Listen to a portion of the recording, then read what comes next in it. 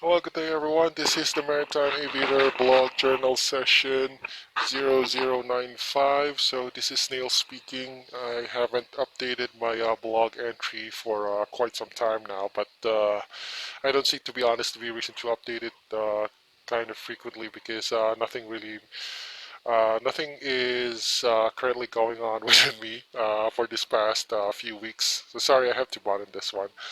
So um, so so what can I report today regarding what is happening around me? Um, First off, it seems that two of my laptops here has been broken. It's a sad thing to report it right now. But two of my laptops has just been broken, and from the looks of it, it's totally beyond repair as of the moment, or I don't have the resources to repair it. Unfortunately, to make matters worse, they really suffered catastrophic problems regarding with the operating system, and I have no spare parts nor even the resources or money to put it on a repair shop. So I'm referring to the two laptops that I have at my disposal. One was the HP laptop, and the other was, of course, the MacBook. I think you've already saw that in one of my blog journal entries. I had a MacBook here that is color white that has an Apple logo. That specific laptop right now is currently not operational right now. I'm not sure if it's destroyed. Anyway, it's something I've kind of had some problems with. Actually, the hardware for that MacBook is still operational. The problem of that MacBook is that the operating system was totally, let's just totally inoperable because I made some tinkering on that operating system and I kind of deleted the main operating system. Now I don't have the idea nor the resources on how to put it back together. But anyway, that laptop has already been had a long service life. It's been serving me for the past, I think, I'm not sure if it's 11 or 12 years. So that's a very long lifespan MacBook. It's That MacBook goes way beyond. I mean, that goes way back in 2010. So it's already 2022 now.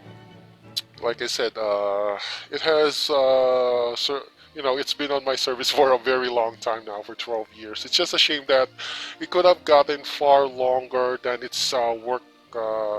It could have gone farther than 12 years if I didn't just made some, worst. If I haven't tinkered off the operating system. But anyway, it's already passed. The only thing I could do now is just probably put that MacBook on the storage. Anyway, it's still functioning hardware-wise. The only problem with that MacBook is software-wise. So another one that I have some problems with is the HP laptop, but that's already having some problems way back, probably electrical issues. I use that only specifically as more like an upload computer. I'm not using it for download or any other heavy-duty stuff. The screen really flickers on and off every now and then on that one, so I can't say it might be hardware issue related.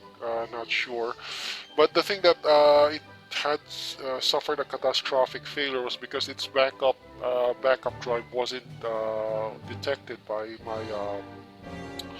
its software. So I was doing a little backup on that, and then electrical wise, it suffered automatic switch off for some reason. Anyway, that's mostly the problems of HP brand. Their laptops suffer from that kind of problems. So yeah. So what more should I report on this blog journal? Uh, okay. Yeah, so what will be my remedy regarding those two laptops that got broken? So far, the only remedy that I was trying to think of somehow is that I could borrow my sister's, spare laptop. She has two, if I recall correct. But apparently, of course, like I said, it's her laptop, not mine, so I'm just borrowing it. So, yeah. So, anyway, The only so far the only operational computers that I have is this one, this laptop, and one more like it's looks more, and the other which looks more like a tablet computer or something. It's more like a tablet computer, but has an operating system of Windows 8.1. But the problem is on one of my remaining few computers around, the service or support or Windows 8.1 support lasts until only this year. So by next year, it's already considered very obsolete, and Windows will not be supporting that operating system anymore by next year. So Windows 8.1 will probably unusable by that time. So I guess that's the thing. I probably have to probably on my next if I ever go, of course, go back to sea and work again, probably my next agenda will have to buy a replacement computer for some equipment that you know got broken during this vacation. Anyway, in other news, aside from a broken laptop that's been plaguing me, so I'm only limited to this computer for editing, uploading, and downloading videos. So it's not really a good thing. Anyway, Christmas-wise, since it's already what do you call this? Holiday season. My sister managed to bring me. Yes, this is the Starbucks planner, which they issue it annually. So here's the planner that Starbucks issued. I know it's a little bit dark. I'm sorry about that. I have some problems with lightning. I should have bring out the lightning thing. But anyway, this is the Starbucks planner for 2023. Kind of cool actually. It looks more like some sort of I don't know, a diary style type of planner, so as you can see. Really cool, honestly. I'm quite impressed. But the problem here is that it's not really a compact size compared to last year. Last year was also excellent. I mean, last year's Starbucks planner was excellent as well. It was very compact, more like a booklet size. But of course, you know, Starbucks, they usually put those planners for a notebook with luxury rather than. I go for more for being practical and pragmatic when it comes to this one. But in any case, I still like the design of the Starbucks planner. I probably have to be using this one by next year. So, what should I report now for the moment? So that's currently what's going on right now. Right, that's the news currently. What's going on my part. Right now, I'm also busy trying to finish my more like my story. Not exactly story, but I'm making some sort of like more like a write-up story for a video game playthrough that I've been making. I'm also gaming in the PC. I've been working on it for about a month or two now. Probably because the gameplay really takes quite a while to finish, or the game really takes, I don't know, probably weeks now. I'm doing it regularly just to finish the story, and I still haven't finished it. I'm probably just halfway. But I'm optimistic that before the end of December, I'll be able to finish this one, or by before the new year comes, I'll be probably able to finish the story. So yeah, I guess I still have to report some issues. I mean, I still have to report some stuff here that's going on, but it's not exactly related on me anyway. Right now, my journal entry is just only limited to what's going on within me right now. So I guess that's the only thing I have to say now regarding on my journal. I do apologize if I haven't made any journal entries for quite a while, but you know there isn't really any issues going on, or there's not much stuff going on in my life lately. Probably I'll have also to prepare for my luggage. I also have to prepare my luggage for you know, my work deployment. Oh yeah, one more thing that I have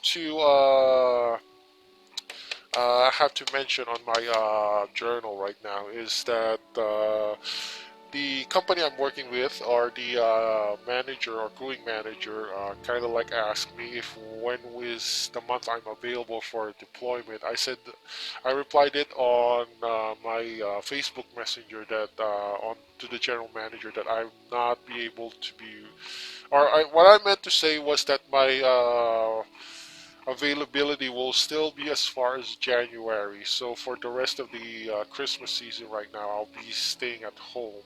So I just simply have to wait for my vaccination. The second booster shot for the vaccinations. Apparently, I'm not going anywhere without it. So I have to, of course, finish that second booster shots. Okay, so what's more? What should I tell more? Okay, probably just give me a break here. I'll probably have to be discussing something a little bit confidential here. So just give me a moment here. Alright, hello, I'm back. Before I begin, for security purposes, I will be saying this stuff in my local language, which is Tagalog, for security reasons, of course, so that it would not be, you know, interpreted in for any English, for the any English language. So here it goes. So ayun, recently, nag-check ako ng mga feeds ko ngayon sa Facebook and merong isang post dito na nakakot ng attention ko. Specifically itong post na to. Okay, so hindi natin makikita to regarding sa sa dito sa dito sa blog na to. So ito ang itsura nun. Okay, so makikita nyo dito sa sa illustrations na to, sa message na to na nabasa ko, it seems na yung isa sa mga alagad ni Nelson Ramirez dito sa UFS or United Filipino Seafarers na yon, mukhang meron silang nakakatuwang sinabi or binigay na salita. Based there si Arian Blanche, which is dated October 23. Now, ang sabi niya, this will be the first and last time I address this issue. Yes, I am the one he's referring to as Arian San Pedro, which is nakakatuwa kasi kung tama ako, itong Arian Blanche na to, if I recall several months back, ito yung isa sa, nire-refer niya yung sarili niya as Arian Blanche Ramirez, of course, and isa siya sa mga, sabihin na nating host ng Tinig ng Marino DGTV. So, isa siya sa mga main host doon. So, ito yung sinabi niya. Yes, I am the one he's referring to as Arian San Pedro. My biological father's last name is San Pedro. Actually, I'm very happy that Engineer Ramirez has outed this open secret on social media. So it's not exactly a secret if it's already open. Anyway, those who knew me very well would know that why I would have an issue with his poor treatment of the cadets in his office. Those who have seen for themselves how he would treat them would understand. Engineer Ramirez has sworn to destroy me, to Miguel's family, the office, the wives of the association I handle, and the people in the industry. Frankly, my dear, I don't give a damn. Those who love me will always love me, and those who would celebrate in this circus never liked me anyway. So they don't have any space in my life. After all his abuses, I don't hate him. I feel sorry for him. What a miserable life must it be to have so many insecurities and so much bitterness, envy and cruelty. I'm happy to be free from a stepfather who has been abusive, who has been physically, emotionally, and mentally, and even financially abusive of me. No, I'm not the little kid he used to lock up in the bodega, bodega is a Tagalog word for a storage room. So that's the main translation of it. Anyway, we're going back on what she said here. It hit me anymore. So yeah, okay, where was I? I don't think Engineer Ramirez, with his narcissism, understand how deeply happy I am that me and my children are not tainted by his genetic poison of pretentiousness, cruelty to people, and gross conceit. Ramirez, San Pedro, they're just names. I've lived my life authentically and I'm at peace with who I am. Names don't define who you are, your actions do. I'm done with your abusive behavior towards me and my mother. May you get everything that you deserve in life. So, nakakatuwa lang. So I guess yung statement na inano niya, so nakakatuwa lang na, I've been monitoring this so-called Engineer Ramirez at ang kanyang kanyang organisasyon or kanyang bogus na mafia union na organisasyon, mafia slash union for nearly more than 10 years. And nakakatuwa lang na ultimo pati yung inner circle niya, to be specific, ang kanyang stepdaughter na host ng Tinig ng Marino TGTV, nagsasabi ng negatibo tungkol sa kanya. Of course, it's not my business to interfere yung mga kung ano man yung mga internal affairs nila. It's not, I shouldn't be even talking about this regarding their internal affairs because I'm nobody, to be honest, just a blogger here in YouTube. Pero nakakatuwa lang na isipin na pati yung inner circle niya sa union niya, nagsasabi ng negatibo tungkol sa kanya. Imaginein mo, itong kanyang stepdaughter na si Ariane Blanche is, nagsasabi sa kanya and accusing him of basically maltreatment ng mga kadete niya, yung mga UFS, tinatawag nila earlier na UFS Volunteers. Now, for those who don't know what our UFS volunteers are in the maritime industry, UFS volunteers are basically cadets or some form of cadets that the UFS kind of took in when there was a huge unemployment of unemployed. What I meant to say in Tagalog is ganito. Ito yung mga UFS, ito yung mga kadete na tinanggap ni Nelson Ramirez sa kanyang union at pinatuloy niya. And apparently, pinatuloy niya nga, which is, akala mo masasabi mo initially na good, charitable. Pero kung titignan mo, ang sabi sa akusasyon ni Ariane Blanche, mukhang minamaltrato niya yung mga UFS cadets o yung mga kadete. And they're probably taking advantages sa madaling salita, iniakusa niya sa Engineer Ramirez here ng pagiging, what do you call this, opportunista dahil sa unemployment issue ng maritime industry dito sa Pilipinas. Anyway, it's not of my business, pero natuwa lang ako sa nabasa kong feed kasi kung considering mo inner circle niya na, nagsasabi sa kanya at nag-aakusa sa kanya ng maraming abuses, which is, if I recall correct, base dito sa sinabi niya, physically, emotionally, mentally, and even financially abusive siya na tao. So, kung sa mga nakakaintindi, kung hindi nila alam, for those people who don't know what financially abusive relationships mean, it means that somebody is borrowing your money and doesn't return it back. So that's one form of financially abusing a person. And physically, of course, probably, since stepdaughter niya, probably, based sa statement niya, kasama niya pa tong tao na to, since early child. So, I think inakusahan niya ng child abuse itong tao na to, and at the same time, emotionally and mentally na-abuse niya rin. So, child abuse in the sense na nung bata siya, probably sinasabi niya nilalock up siya sa bodega just to shut him up or just to shut her up. So, yun nga. Anyway, nakakatuwa lang isipin na some people na dito sa maritime industry consider Nelson Ramirez na kanilang hero idol, hindi nila alam kung ano yung dark side ng kanilang idol. Now, I've been monitoring this guy for a bunch of 10 years, for a good span of a decade, and masasabi ko, to be honest, he's not exactly a good person.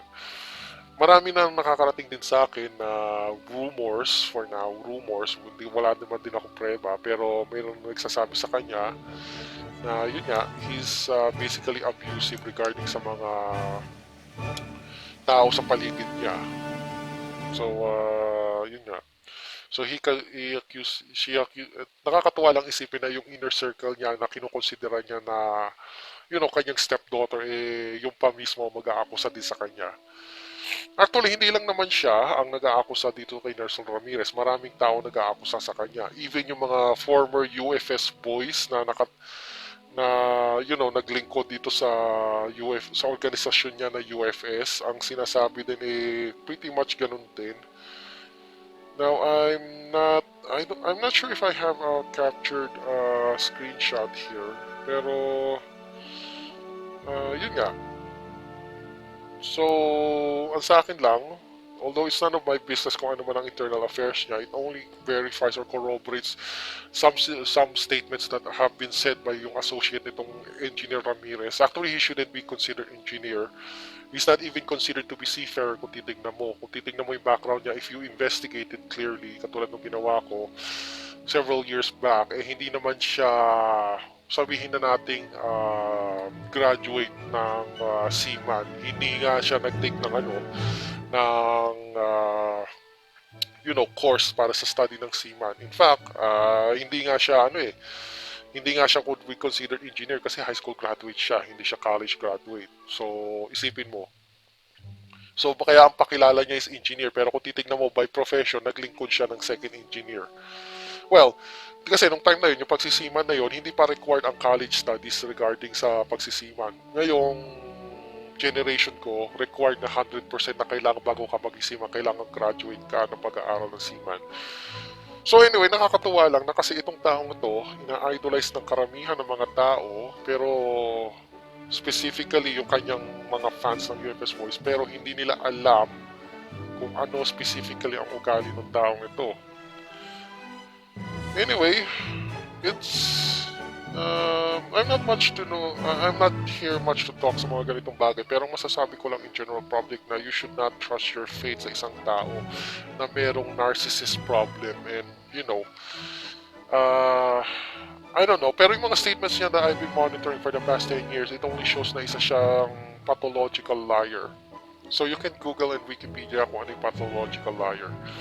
So halos lahat feeling niya magaling siya.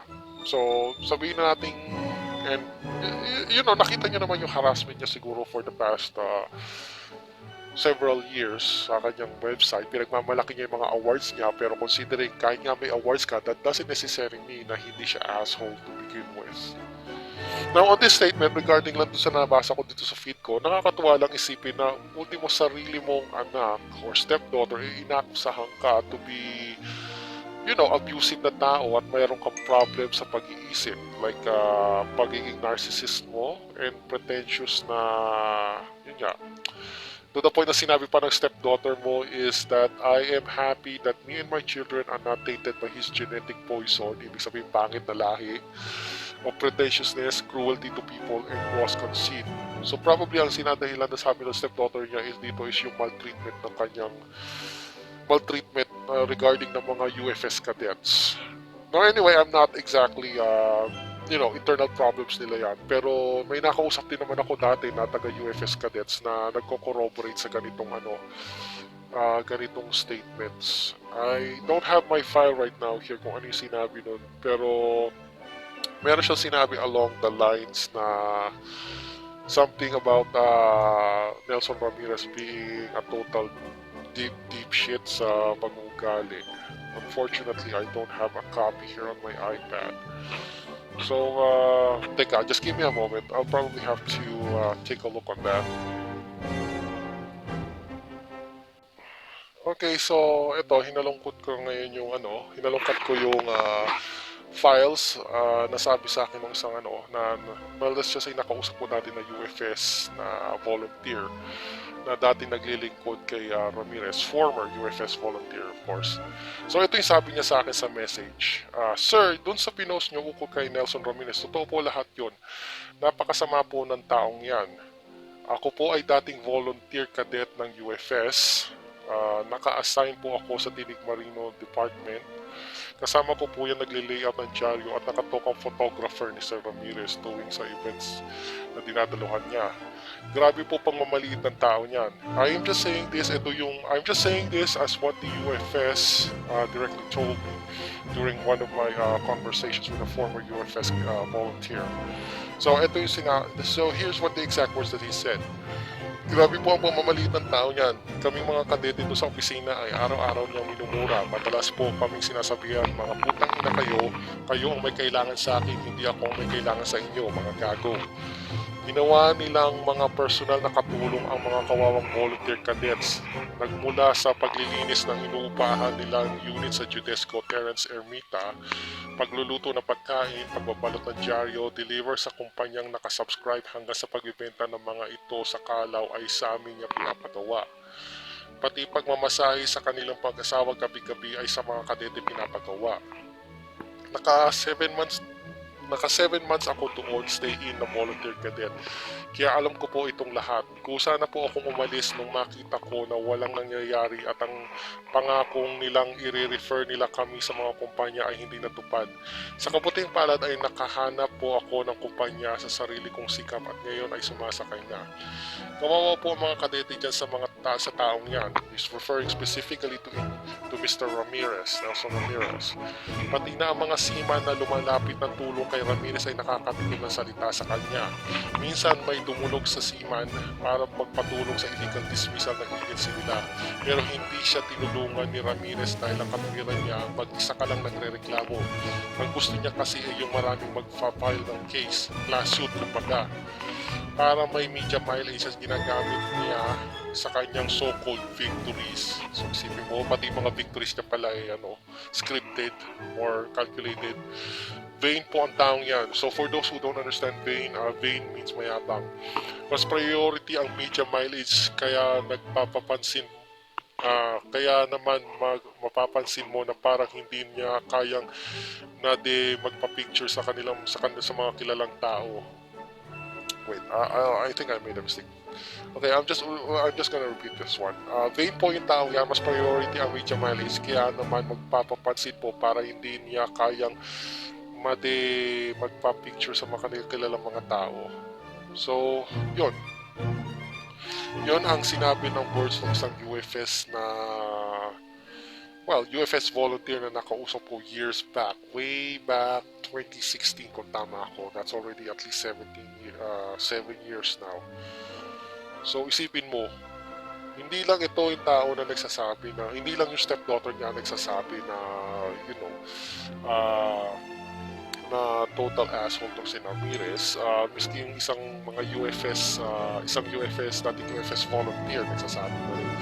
In fact, as a matter of fact, yung mga UFS volunteers niya alam din to. Kaya kita mo doon sa message na binigyan ng kanyang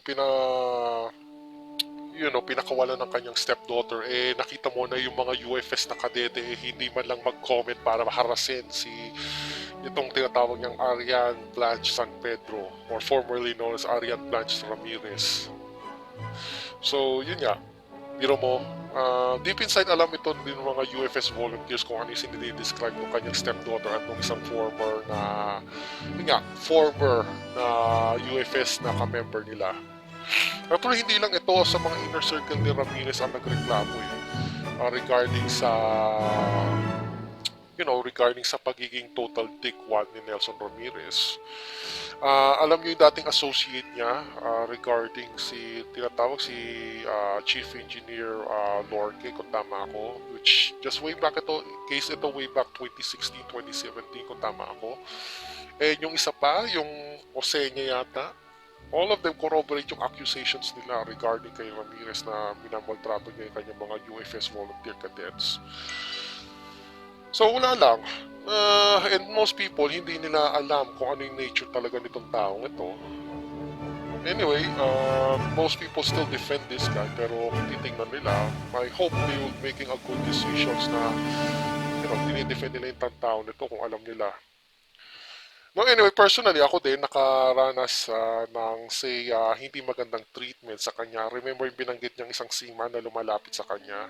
Well, on my case naman, dati akong napatrouble din sa employer ko. Hindi naman ako naghingi ng advice, pero parang sabihin na nating nagkonsulta lang ako. Hindi naman ako humingi ng advice sa kanya directly.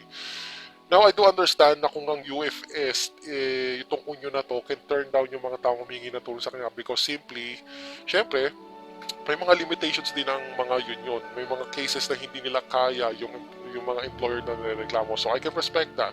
So, tinurn down nila yung situation ko. Pero yung problem here is kaya ako is, bukod na sa hindi mo tinulungan yung tao, ang problema pa, bukod sa hindi mo tinulungan yung tao, yung details ng kanong tao na yon nilik mo pa doon sa mga nireklamo niya na employer, that's a bad thing. So, yun nga, ang nangyari sa akin, nilik niya pa yung details ko sa nireklamo kong employer, and things didn't go well on my employment na nearly munti ka na rin ako maban sa pagsisiman. Pero the thing here is this, union ka, hindi mo dapat nilileak yung mga ganyan mga confidential info ng mga tao. So isipin mo, kaya kita mo, ang pinapakita niya mga success stories kadalasan is yung mga success stories ng mga kadete na tinulungan niya, which is even questionable. Pero hindi niya sinasabi yung mga victories niya regarding sa mga kaso niya at anong naging terms and conditions ng mga kaso. Kasi, hinihinga niya din ng ano yun ng probably sambalato. Which nakakatuwa lang kasi nagsabi ng ambulance chasing, yung pala siya din yung pala ambulance chaser. Well, anyway, napapalayo ako. Going back on my case sa sinasabi ko is on my case, nilig niya yung... Now, I can respect na ang union na to, if they cannot handle the case, then it's okay. Kasi hindi naman nila kaya ng employer na nireklamo ko, I can respect that. Pero yung point na yung details ko pa is nilig nila to sa employer ko, parang masama naman yun. I don't think that is ethically and morally right na yung taong nagre-reklamo, nilig mo pa. Parang I don't know, hinudas mo sa madaling salita. Yun ang pinaka-nearest terms. So sa mga tao magsisik ng, legal counsel sa tao, you should think of this on two ways. Huwag kayo magsik ng legal counsel. Because on two factors. One, hindi siya authorized na mag-practice ng law. Maaaring sinasabi niya labor arbitrator siya. Yes, we could see that. Pero, meron ba siyang qualifications to be a labor arbiter? Meron ba siyang practice in law? Obviously, wala. Hindi, as far as last I checked, hindi siya nakatapos ng college. High school graduate lang siya. And back then, wala pang K-12. So kung titignan mo, kailangan niya pa mag-senior high school. Now, para sa ating mga marino na may mga kaso regarding sa employers natin, or may mga reklamo sa employers natin, it is a bad idea that you even seek help on United Filipino Seafarers Union. That itself is one big blunder because they cannot protect your rights, and the worst part is that they might leak your personal information or data to your personal information. They will leak it to the employer that you're having some problems with. Of course, the employer will probably react first because they know who that person is and who's the seafarer that's complaining on their policies. So yun lang. I would just like to tell na it would be wag kayong masyado magtiwala kasi alam ko ang mga gumagawa lang ng mga ganong tactics is mafia, specifically sindikato. Anyway, I'm over on that issue naman, pero nakakatuwa lang isipin na yung mga close associates nitong Nelson Ramirez is, inaakusahan siya of being a very bad person. So sa mga supporters ni Nelson Ramirez, you should investigate for yourself kung ano ba talaga itong taong ito. Huwag kayong maniniwala sa mga sinasabi niya sa mga awards niya. Kasi yung mga awards na yun, I even investigated myself. Some of them are, sinabi niya lang na siya ang may pioneer. Pero kung titignan mo, ibang tao yung gumawa nun at nag-accomplish nun. And in general, itong mga accomplishments sa maritime industries na to, hindi ito victory ng isang tao lang. Victory ito ng ating, I'm getting emotional. Victory ito nating mga marinong Pilipino. Hindi ito victory ni Nelson Ramirez. So yung mga tagumpay na yan, hindi isang tao yan. Pinagsama-sama na effort, intelligence, effort of one of our brightest and more what I meant to say is, itong victory nito na siniklaim niya, victory yan ng marinong Pilipino, hindi yan victory ng isang tao lang. And some of his victory na kiniklaim niya personally is not even siya ang may gawa. One notable example, yung sinasabi niyang 10 years na extension ng Seaman. I think hindi siya ang may gawa nun. To be specific, yun yung isa sa mga, I think ang may gawa nun is Marina Agency mismo. Kaya nila in-extend na 10 years yung validity ng Seaman's book. So, yun lang. I'll just give you a tip. So, doon sa mga die-hard fans niya, bago kayo maging die-hard fans, ang masasabi ko lang is that you should investigate first kung anong klase itong taong ito, and you should investigate thoroughly yung background niya, kung ano yung ginagawa niya, yung mga victories niya, before kumampi kayo sa isang tao. Anyway, wala lang. Anyway, it's none of my business to be honest. Isa lang akong vlogger. Pero, yun lang. May isip mo, yung ayaw sa kanya ng mga tao sa Facebook, ayaw din ng mga tao sa kanya sa YouTube. Well, I guess ang pupuntahan niya na lang siguro yung mga tao sa Twitter. But I bet yung mga tao sa mga Twitter hates him as much as we do here. So, yun lang. And also, one more thing. Doon sa sinasabi niya na hindi raw siya nakulong, Well, may tinatawag dito na arrest warrant. Meron siyang arrest warrant. And kung hindi ka nakulong, bakit ini-issue dito sa arrest warrant na kailangan mo magpiyansa ng 12,000? Hindi naman ako pinanganak kahapon lamang not to know that. So anyway, yun lang. I know this is not of my business and it is not, of course, my, hindi ko dapat, internal problems nila to. Pero something that I should, pag-isipan na mabuti ng mga tao yan. Kasi, you know, hindi nyo alam, baka yung idol na sinasabi nyo na tagapaglingkod ng seaman, who presents as yung tagapaglingkod ng mga seaman, eh isa palang ulupong at oportunista na nilalang. So I guess yun lang muna ang masasabi ko ngayon sa blog ko. I've said much enough. So this is Snail, the Maritime Aviator, so logging out my blog journal session 0095. See you on my next blog journal entry. Bye bye for now.